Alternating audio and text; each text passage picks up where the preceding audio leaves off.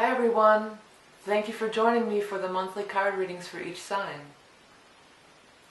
If you enjoy these free readings, you can show your support by donating or purchasing some of my many wares. If you can't afford to purchase anything, you can still show your support by subscribing, thumbs-upping, sharing, or take a second to click on one of the ads. Thank you in advance for your continued support, and I truly appreciate each and every one of you. Now on to the reading. Hi everyone, before we get to the monthly December reading, I wanted to show you what this kind of looks like. These are the year ahead readings that I'm going to be offering. I did them last year, they're a big hit. This is going to be for the year 2016. It's a video reading, and this is going to be the layout. It goes by quarters. The first quarter is January, February, March.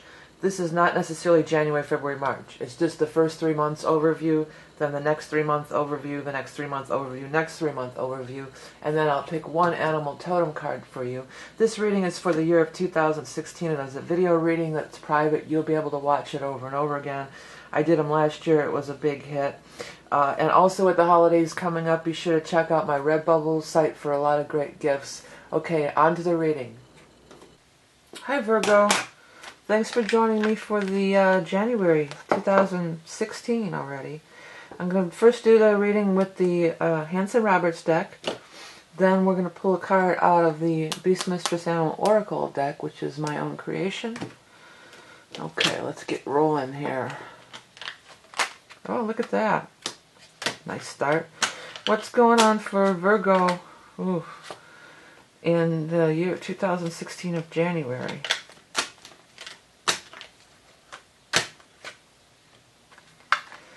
January 2016.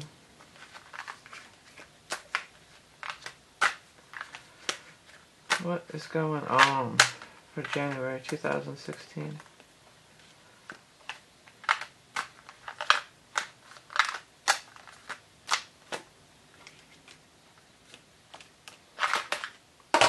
Well, there's a lot of good stuff here with the sun, especially the sun being the first card out. That says that there is some kind of emphasis on you. Well, again, it's this year thing with Jupiter and the nodes and all that. The sun is like the shining, glowing, one of the best cards in the deck. It's like your inner light is really shining out. It's like expressing yourself, being expressive. But it's funny that it's right next to the Ten of Swords here. It's funny, this whole lineup in the first rows, because these two cards on the end caps are both fantastic. The Sun is fantastic, Chariot's fantastic. And then these two cards in the middle are kind of not so great. Well, this is like not great at all. So this is being really sad or down, but I can't help but say that you'll bounce right back with I think with that Virgo showing. I mean that Sun card showing right there. So I feel like you're going to bounce back. Does seem like, well, maybe you're just maybe you're just upset because you spent too much money over the holidays here, because there does seem to be some kind of tightening of money around there, you know. But maybe your finances are out of whack and you're just taking it a little too hard. Or maybe it's something even more serious than that. Like, you know, there could be a serious financial situation. But I can't see that it's all that bad, again, with these two cards on either end. Sun is that magnetism, you're shining, you're glowing. It's being overjoyed, being in joy. Chariot is success. Chariot's the highest success card in the entire deck. It's the phoenix rising from the ashes, especially when it shows up near a card like this, you know. It's the phoenix rising up from the ashes and reaching for the stars. The stars are really standing out to me on the top of the card. Sometimes this has to do with traveling, moving, traveling, you know, because chariots were the mode of transportation back in the day. But, you know, it doesn't always have to be. It's more symbolic. It's a major arcana. These are both major arcana cards, too. So these are more powerful energy than this stuff here. So, gotta pick, I almost want to tell you guys, you know, pick yourself up, dust yourself off, and get back on that horse, you know, get back to it. You do have the Empress in reverse, so there could be some kind of, somebody could have had some issues with pregnancies and stuff, too. That could be, too, with these two cards showing up together, because that's the baby, that's the pregnancy card, in reverse. So there may have been some trouble conceiving, or even a miscarriage or something. but then it turns around.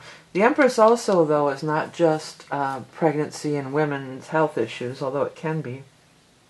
It's abundance. And it could just be feeling in lack because you've lost some money or something. But then again, the Page of Pentacles, he's bringing the news. He brings news of money. He carries the money. He's got the coin right in his hand. Like, here I am to save the day. I'm bringing in the cash to you. And he is Earth.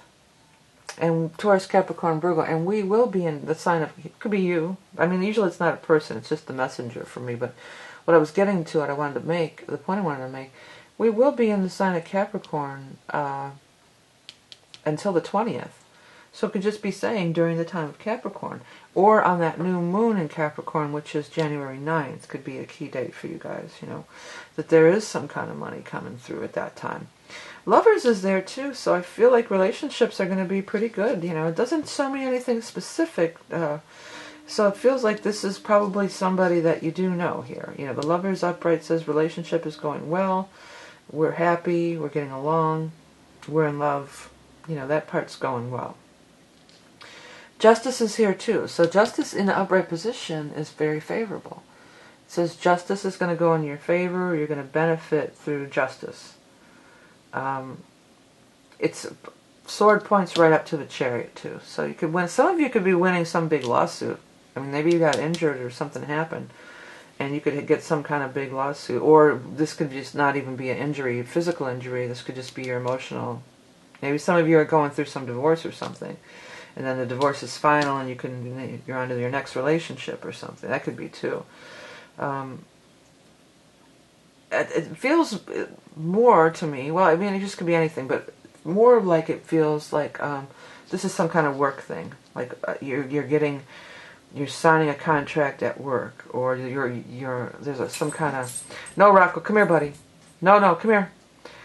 There's some kind of contract or something being signed, or some kind of, you know, or maybe if you do contract work, you get picked up with some work or something like that. You know, that's what it feels like.